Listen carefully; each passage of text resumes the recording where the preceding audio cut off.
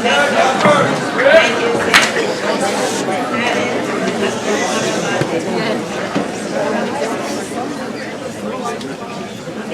of the Archon Speech, will speak about the importance and his experience in leadership.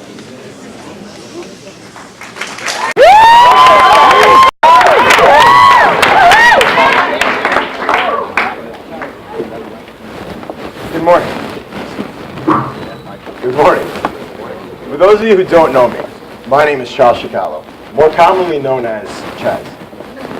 Most of you who do know me probably see me as the person who's always involved, always on top of things, and very well known by the entire yeshiva. But that's simply not true. There was a point in my high school life where I was at an all-time low, where I hit rock bottom. I entered high school with no real friends. I came to Flatbush, like many of you did, to change that. I used to walk through those narrow staircases with my head down, hoping the person who I spoke to yesterday liked me enough to greet me the next.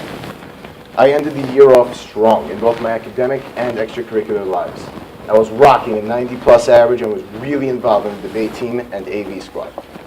Towards the end of my freshman year, at the Archon assembly, keep in mind this was 3 years ago, a senior stood where I stand now and addressed the entire Flatbush family. To my surprise, Sam Hami-Hadid, that very senior, has shown up today. He said his extracurricular involvement resulted in making friends, the real kind. Needless to say, those words hit home with me. Sophomore year, I thought I knew it all. I thought I was invincible. Finally making real new friends, I thought I knew what was best for me. I also thought I had my priorities straight. First friends, then extracurriculars, and finally school. I really took a hard fall. Nothing stopped me from doing what I wanted. I went around pushing all sorts of honesty and trust boundaries, lying to my teachers, administrators, principals, thinking I could get away with anything. After all, why would they know better? I was actually called down to Rabbi Levy's office for discipline issues, as opposed to now, where he just can't get me out. Towards the end of this disastrous sophomore year, I came across a quote by Jared Kintz.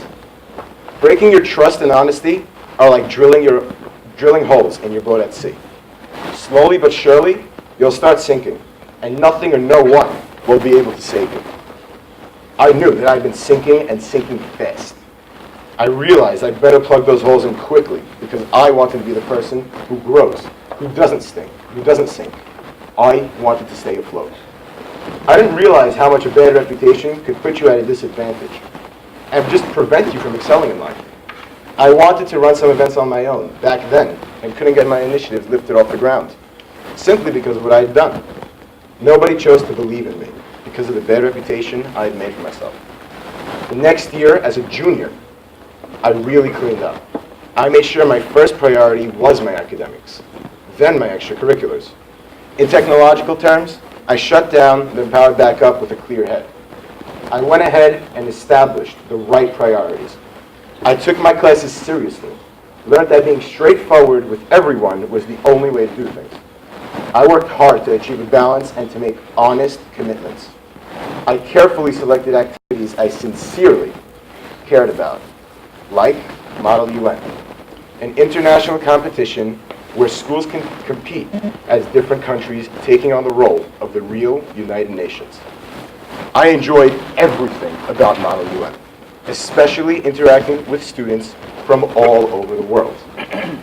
More importantly, I wanted to be able to earn recognition for something I did well. And I'm proud to say, over the past 3 years, under the leadership of Mrs. Erica, the Yeshiva of Flatbush delegation was ranked best in the world. And after 2 years of struggle, I finally received an award as best delegate in my senior year.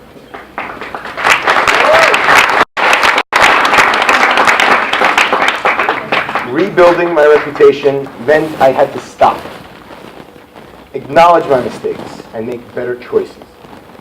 As I straightened out my priorities, my life improved. Slowly but surely. Emphasis on the slowly. You guys would be surprised about the benefits of a good reputation. A good reputation brings an enormous amount of self-confidence.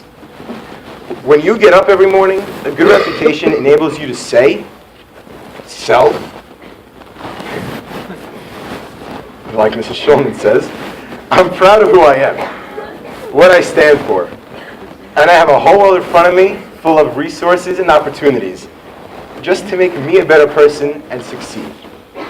While that might sound like I took out of a flowery self-help book, I didn't.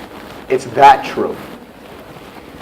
As soon as my senior year kicked off, I was privileged to be involved in a number of activities, from History Day to Color War. It's times like these where I had the chance to reflect and see how much a reputation really mattered. I had significant responsibilities and had to make difficult decisions. I was trusted to do what was right. Fellow students, learn from my mistakes. Take each day and see what Flatbush offers. See what they do to prepare and shape each and every one of you to be the best you can be. Because I promise you this much, it's there. But the yeshiva can only do so much. It's a partnership, or as one of my rabbis love to say, it's a package deal. You must be willing to put your time, effort, and energy into achieving your goals and set your priorities straight.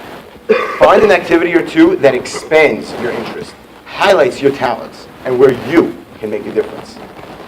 As Shlomo HaMelech said in Mishlei Perek Chaf Bet, Nibhar Shem Me'osherav.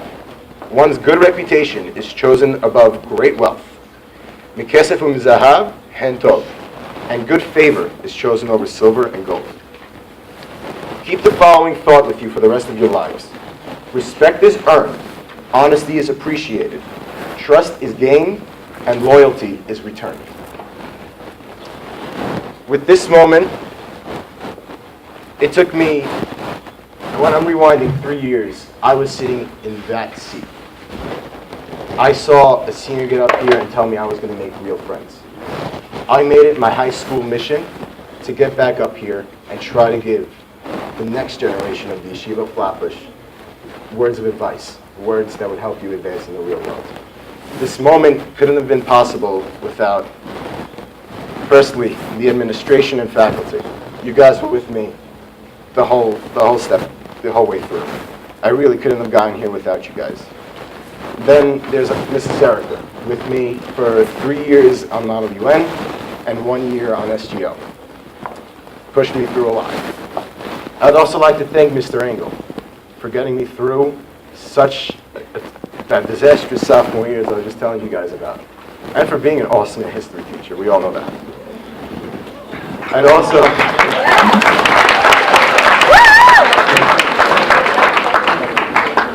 also like to thank Rabbi Munitz, who is my Gemara teacher for 3 years, the best teacher out there is,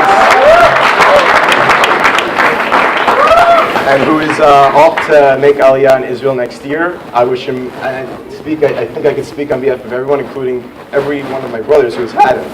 We wish you all the best.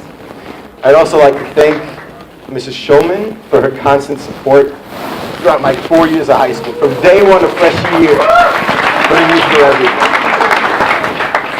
I'd also like to thank my mother away from home, Mrs. Sanders, who has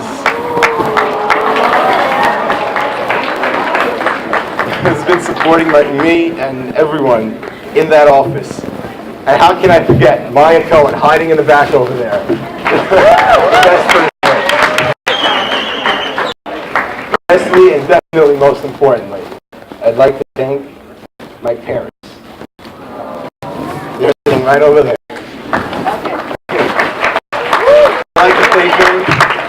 I'd like to thank them for teaching me the proper values, for disciplining when necessary, and for just putting me through Flatbush. It's no easy task to see your son come home at 4 o'clock from Magan, then 11 o'clock from Flatbush the next day. So with that, I hope you guys walk out of here with a mission. Not just to change the world, but just to change your world.